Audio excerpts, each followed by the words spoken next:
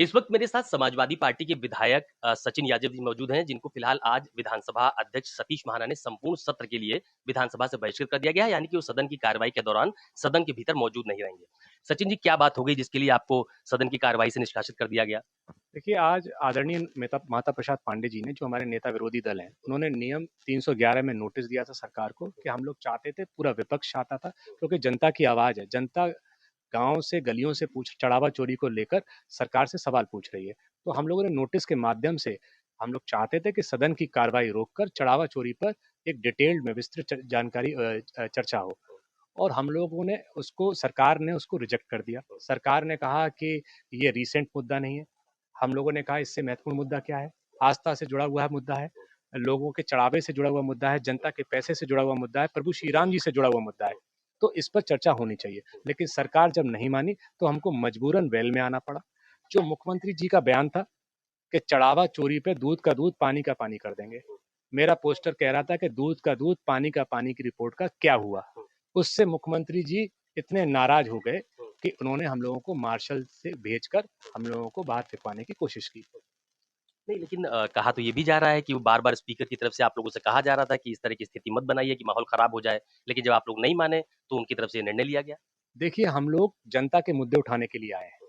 जनता के मुद्दों को अगर सदन में नहीं सुना जाएगा तो फिर कहाँ सुना जाएगा? जनता हमें चुन के भेजती है अब कि या सदन में जाके जनता के मुद्दों को उठाया जाए। चढ़ावा चोरी महत्वपूर्ण मुद्दा है, बड़ा मुद्दा है, उस पर हम लोग चर्चा चाहते थे। और भी बड़े मुद्दे हैं, शिक्षक भर्ती है, बेरोजगारी है, डीएपी यूरिया जो की कालाबाजारी है, कहीं बाढ़ है, कहीं सूखा है। ये सारे जो मुद्दे हैं, इन आरक्षण को लेके मुद्दे हैं, हम लोग चाहते हैं कि इन पे चर्चा हो। 2 दिन का सत्र बुला के लोकतांत्रिक व्यवस्थाओं की मजाक बनाने का ये सरकार काम कर रही है। और जनता के मुद्दों को ना सुनना, चढ़ावा चोरी से बड़ा मुद्दा क्या है? पूरा देश, पूरा प्रदेश और दुनिया जानना चाह रही है कि प्रभु श्री राम जी के पैसों का क्या हुआ। जनता जानना चाह रही है। उसने अपने एक ये पुण्य का पैसा था। लोगों ने अपने गेहूं बेच के, धान बेच के इस पैसे को इकट्ठा करके भगवान प्रभु श्री राम जी के चरणों में चढ़ाया था। आप वो लेके भाग गए।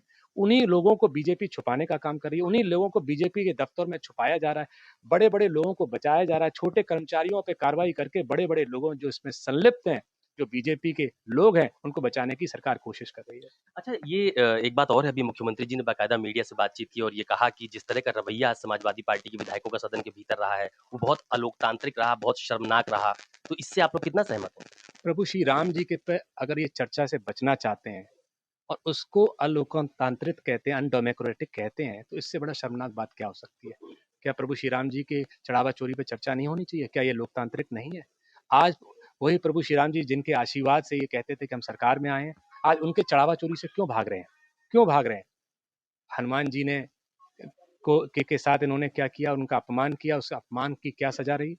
कि बीजेपी के बॉस बिहार में हारे। अब प्रभु श्री राम जी का जो इन्होंने अपमान किया है, उसका 2027 में इनको खामियाजा भुगतना पड़ेगा। एक बड़ा महत्वपूर्ण सवाल है। आज मुख्यमंत्री योगी आदित्यनाथ जी ने ये भी कहा कि आप लोग बार-बार चंदा चोरी की बात कह रहे हैं। दरअसल ये चढ़ावे से जुड़ा एक प्रकरण था, जिसमें एसआईटी गठित की गई। ये मामला सुप्रीम कोर्ट में फिलहाल लंबित है, वहाँ पर इस मामले की सुनवाई चल रही है। तो बार-बार इस तरह के मुद्दे उठाकर आप लोग सनातन का अपमान कर रहे हैं, जो हिंदू धर्म है उसका अपमान करने की कोशिश कर रहे हैं, ये आरोप लगाया मुख्यमंत्री जी ने। चोरी का मुद्दा उठाना क्या सनातन का अपमान है? सनातन का अपमान उन्होंने किया है जिसने चढ़ावा चोरी की है, जिसने भगवान की के घर पे चोरी की है, उन्होंने सनातन का अपमान किया है। और जिन्होंने सवाल उठाया है, वही असली भगवान भक्त हैं।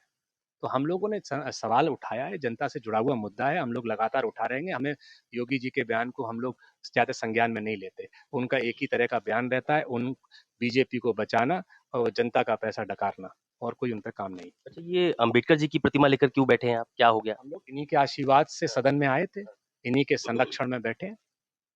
तो अब तो आपको सदन की कार्रवाई से निकाल दिया गया, बहिष्कृत कर दिया गया। कहा ये भी जा रहा है कमेटी को आपका मामला भेजा जाएगा। सदस्यता पर भी संकट आ सकता है। कुछ कहना है इस पर? हम आदरणीय अखिलेश जी के सिपाही हैं, उनके कार्यकर्ता हैं।